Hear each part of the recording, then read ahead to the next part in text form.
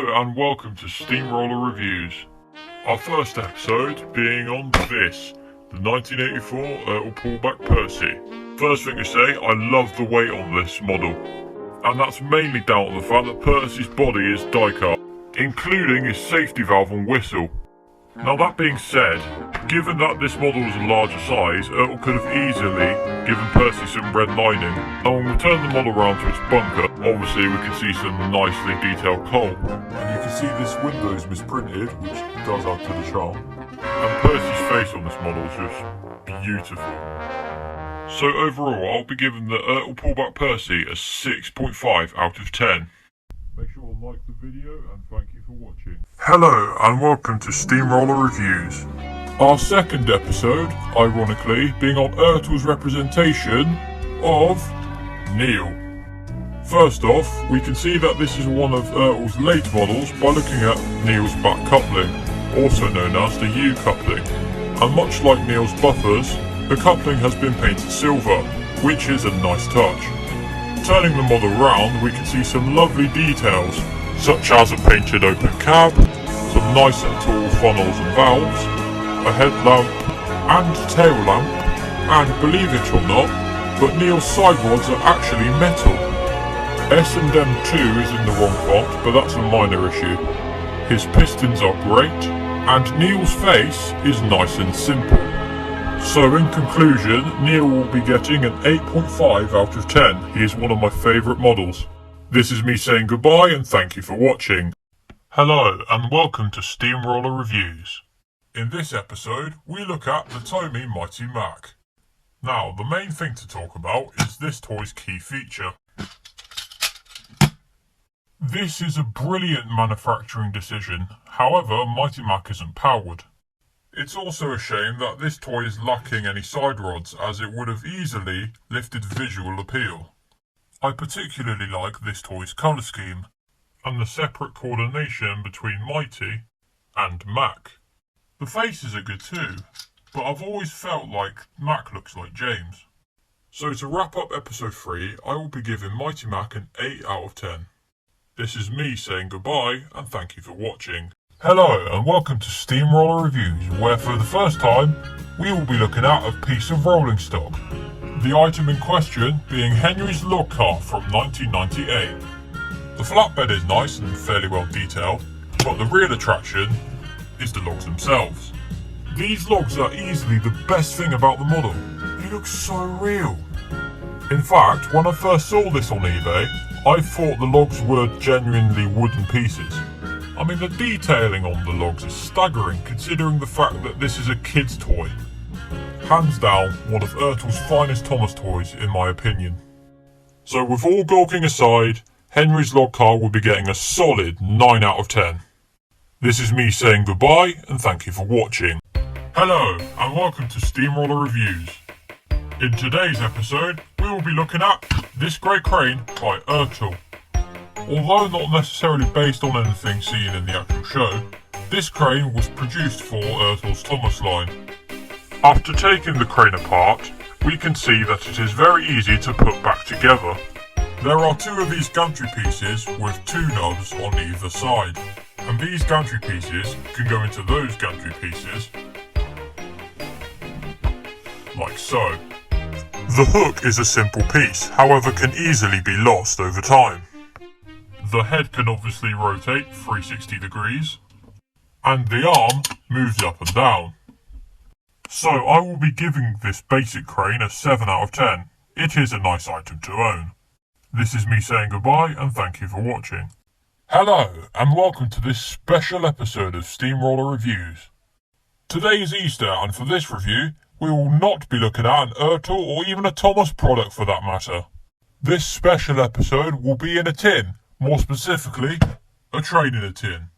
As we open this setup, we can see that it is pretty simple. This set includes what looks to be a German engine with plenty of rivets and gold details, a green coal tender, this Freight-Line box wagon, and this nice blue caboose. The track can be set up in 2 different circuits. It can be set up as an oval or a triangle. So, I will be giving this train set in a tin a 7 out of 10. It is a good way for your child to start with model trains. This is me saying Happy Easter and thank you for watching.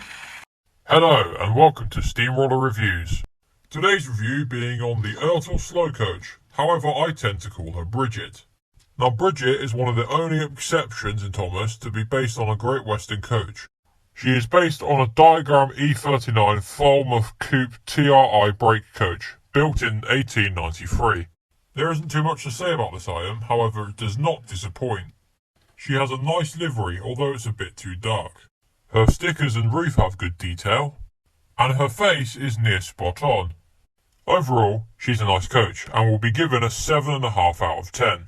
Although not 100% accurate to what we saw on screen, Ertl did do well to represent. This is me saying goodbye, and thank you for watching. Hello, and welcome to Steamroller Reviews. In this episode, we will be taking a look at the Ertl Class 40, aka Bowler. Like Diesel 10, this is a repaint of D199, but with a few added details. This leads to inaccuracy as the Class 40 has a Coco wheel arrangement, so it should have 6 wheels at each end and not 8. However, with this glaring issue aside, we can see a fair amount of detail. There's plenty of vents, some nice back detail, some white sticker buffers, and a fairly accurate face. So, D261 will be getting a 5 out of 10. This is me saying goodbye, and thank you for watching. Hello, and welcome to Steamroller Reviews. Today, we will be looking at the Ertl Toad, released in 1995. We start off by saying despite Ertl being one of the most well-loved Thomas ranges ever, their character scaling sticks out like a sore thumb. For instance, let's pair Toad up with Henry. Toad towers over Henry, and this is apparent in other characters, such as Toby, Henrietta, and Devious Diesel. Anyway, back to Toad. His paintwork is quite nice, with markings that should have a 1 at the end. His buffer beams should be black, and his face, although chipped, does look the part. So to wrap up episode 8, I will be giving the Ertl Toad a 4.5 out of 10. This is me saying goodbye, and thank you for watching. Hello, and welcome to Steamroller Reviews. In this episode, we will be reviewing 2013 Trackmaster Stephen. As you all know, Stephen the Rocket is a play on words, as he is based on the 1829 Stephenson's rocket, and this toy does very well to capture the look of the famous engine. This toy has a nice and accurate black and yellow colour scheme, plenty of rivets, attractive bronze details, wooden buffer beam and moulded lamp, and a decent face. Now, onto the tender.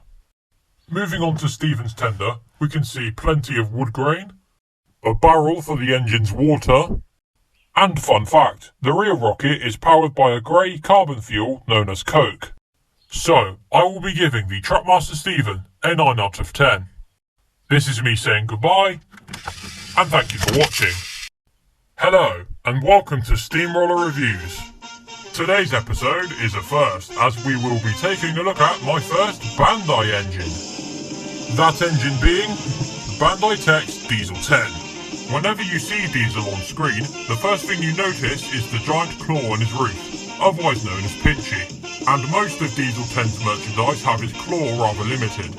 In Tomy's case, Pinchy can only open and close, and with Wooden Railway, the whole arm slides in and out. But Bandai blows them out of the water. The arm moves up, it bends, Pinchy moves up and down. Literally everything on this claw is movable. This model also has fantastic paintwork, a nice and heavy body, and a beautiful face. The Bandai Diesel 10 will be getting a 10 out of 10. This is me saying goodbye, and thank you for watching. Hello, and welcome to Steamroller Reviews.